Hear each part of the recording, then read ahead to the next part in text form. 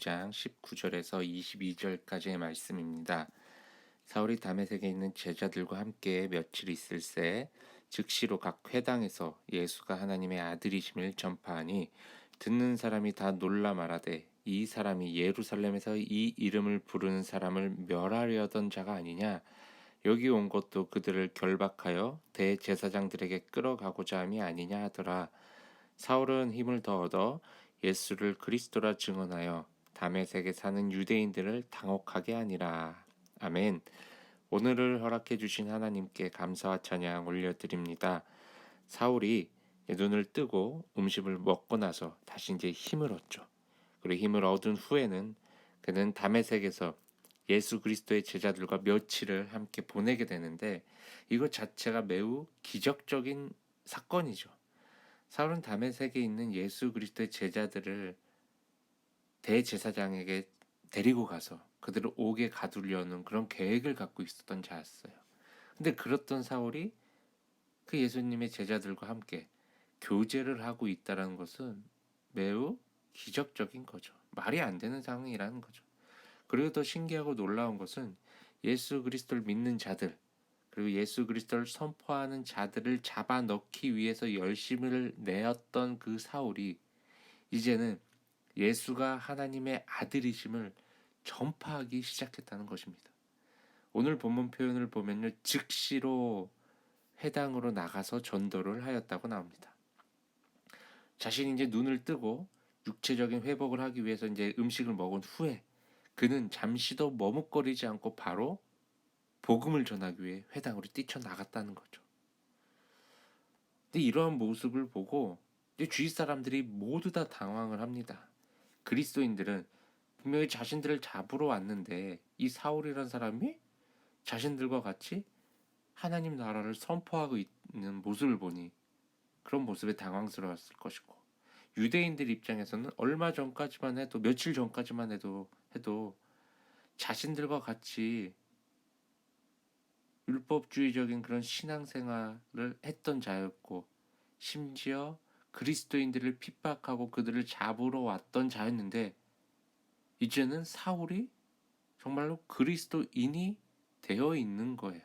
그러니까 이런 모습을 보고 유대인들조차도 이제 당황스러워 하는 거죠.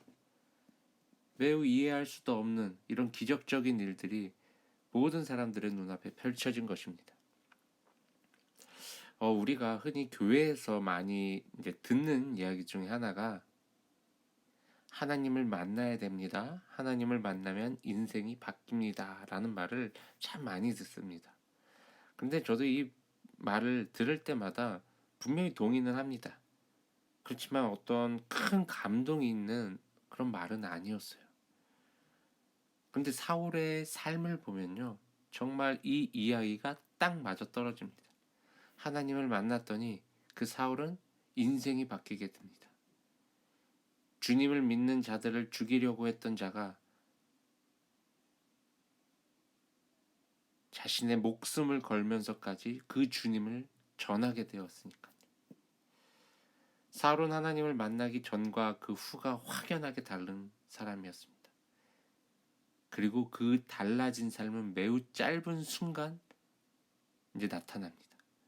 사울이 하나님을 만나고 나서 그는 복음을 전하는 것에 머뭇거림이 없었습니다. 그리고 더욱더 힘있게 복음을 전했다고 오늘 성경에선 이야기를 하고 있습니다.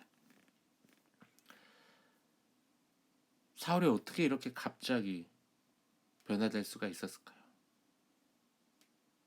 중요한 사건이 사울에겐 일어났었어요. 바로 하나님을 만난 사건이에요. 하나님을 만남으로 인해서 그의 인생은 하나님을 위해 살아가게 되는 그러한 인생으로 바뀌었다라는 거예요. 우리 모든 그리스도인들이 복음 전파의 사명을 갖고 있습니다. 그런데 그 복음을 전파할 수 있는 것은요, 나의 지혜가 아닙니다. 나의 능력도 아니고요, 나의 어떤 말솜씨도 아니고요, 나의 어떤 뛰어난 배경도 아닙니다. 오직 성령의 능력으로만 예수 그리스도 그 십자가 복음을 전할 수가 있습니다. 그리고 그 복음을 전할 때 능력이 나타나게 됩니다. 절대 나의 힘과 능력과 지혜로 전도를 했을 때는 그 복음의 능력이요 나타날 수가 없다는 것을 우리가 알고 있을 것입니다. 우리가 전도에 대해서 나는 전도를 잘해, 나는 전도를 잘 못해, 뭐 이런 말들을 우리가 흔히 합니다. 근데 전도를 잘하고 못하고 이것은요 솔직히 우리가 판단할 수 있는 부분은 아닙니다. 전도는요 하나님께서 우리를 통해서 하시는 것입니다. 하나님께서 주체이십니다. 내가 잘하고 못하고가 아니라 하나님께서 나를 전도의 도구로 쓰이시나 쓰이지 않으시나 이 차이라는 거죠. 사울이나 예수님의 그 제자들처럼 하나님께서 복음을 전하는 도구로 그들을 사용하시면 그들은요 복음을 전하는 데 있어서 목숨을 겁니다. 왜요? 복음을 전하는 것이 그들에겐 기쁨이고 또한 사명이고 그들의 삶이기 때문입니다. 왜요? 그게 하나님의 뜻인지를 그들은 분명하게 깨달았기 때문이죠. 근데 그 사람들의 특징이 무엇인지 아십니까? 성령의 충만함을 입은 자들이었다라는 것을 우리가 다시 한번 기억하시길 바랍니다. 즉 전도를 할 수 있는 것은요 성령 충만을 입은 자들의 자연스러운 행위임을 기억하시길 바랍니다.